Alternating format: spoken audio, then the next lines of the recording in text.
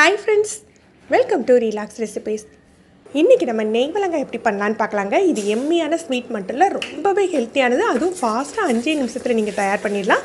இதுக்காக 1 கப் அளவுக்கு பாசிப்பருப்பு எடுத்துருக்கேன். இது நம்ம வறுத்துக்க போகிறோம். இதுக்கு நெய்யெல்லாம் விட்டு வறுக்க வேண்டாங்க, நீங்கள் அப்படியே வறுத்துக்கலாம், வெறும் வாணலிலேயே வறுத்துக்கலாம். இது நல்ல வாசம் வர்ற மாதிரி கலர் சேஞ்ச் ஆகாமல் வறுத்து எடுத்துக்கோங்க. நீங்கள் மிதமான தீயில வச்சு கைவிடாமல் வறுத்திங்கன்னா கலர் மாறாமல் அதே சமயம் நல்ல வாசம் வர்ற மாதிரி நம்ம வறுத்துடலாம். 1 கப் அளவுக்கு பாசிப்பருப்புக்கு நம்ம 1 கப் சர்க்கரை எடுத்துட்டால் கரெக்டாக இருக்கும். இதுக்கு நிறைய பொருட்கள்லாம் தேவையில்லைங்க. நம்ம பாசிப்பருப்பு, சர்க்கரை, கொஞ்சம் நெய் இருந்தாலே போதும். இதை சீக்கிரம் ரெடி பண்ணிடலாம். இப்போ நல்லா வறுபட்டுட்டு இதை ஆற வச்சு மிக்சியில் திரிச்சு எடுத்துடலாங்க. 1 கப் பாசிப்பருப்புக்கு 1 கப் சர்க்கரை சேர்த்து திரிச்சிக்கலாம். நீங்கள் ரெண்டையும் சேர்த்தே திரிச்சிடலாம். இன்றைக்கி நான் அளவு காட்டுறதுக்காக தனித்தனியாக வச்சு காட்டியிருக்கேன். இப்போ நான் தனித்தனியாக திரிச்சிருக்கிறதுனால ரெண்டையும் சேர்த்து மிக்ஸ் பண்ணிக்க போகிறேன்.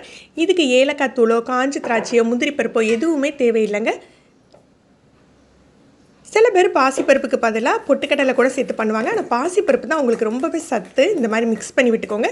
நான் இங்கே வந்து ஒரு 1/2 கப் அளவுக்கு நெய் சூடு பண்ணியிருக்கேன். ஆனால் இந்த அளவுக்கு நெய் தேவைப்படாதுங்க, 1/4 கப்பே போதும். நெய் சூடானாக்கில் ஒரு கரண்டி எடுத்து நீங்கள் ஊற்றி பாருங்கள். நெய்யை ஊற்றியில் நல்லா பொரியணும் மாவு, அதுதான் உங்களுக்கு பதம். இந்த மாதிரி பொரியிற ஸ்டேஜ் வரைக்கும் நெய்யை நல்லா சூடு பண்ணிக்கோங்க.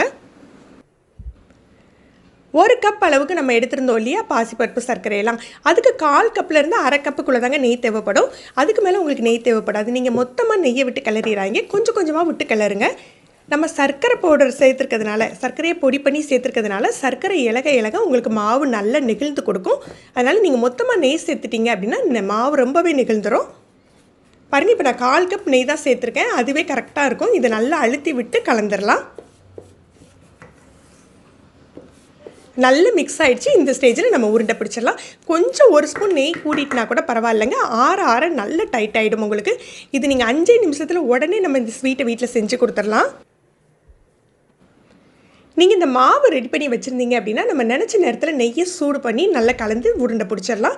இந்த நெய் விலங்கா பார்த்தீங்கன்னா வாயில் போட்டாலே கரையிற அளவுக்கு அந்த அளவுக்கு சாஃப்டாக இருக்குங்க. குழந்தைங்கள்லேருந்து பெரியவங்க வரைக்கும் விரும்பி சாப்பிடுவாங்க. சத்தும் உங்களுக்கு இதில் ஜாஸ்தி. நீங்கள் இந்த ரெசிபி ட்ரை பண்ணி பாருங்கள், எப்படி இருந்ததுன்னு கமெண்ட் பண்ணுங்கள். இந்த வீடியோவை மறக்காமல் லைக் அண்ட் ஷேர் பண்ணுங்கள். இது வரைக்கும் நம்ம சேனலை சப்ஸ்கிரைப் பண்ணாதவங்க சப்ஸ்கிரைப் பண்ணி கீழே உள்ள பெல் பட்டனை ப்ரெஸ் பண்ணுங்கள். அப்போ தான் நம்ம சேனலில் போடுற புது வீடியோக்களோட நோட்டிஃபிகேஷன் உங்களுக்கு இமீடியட்டாக கிடைக்கும். Thank you.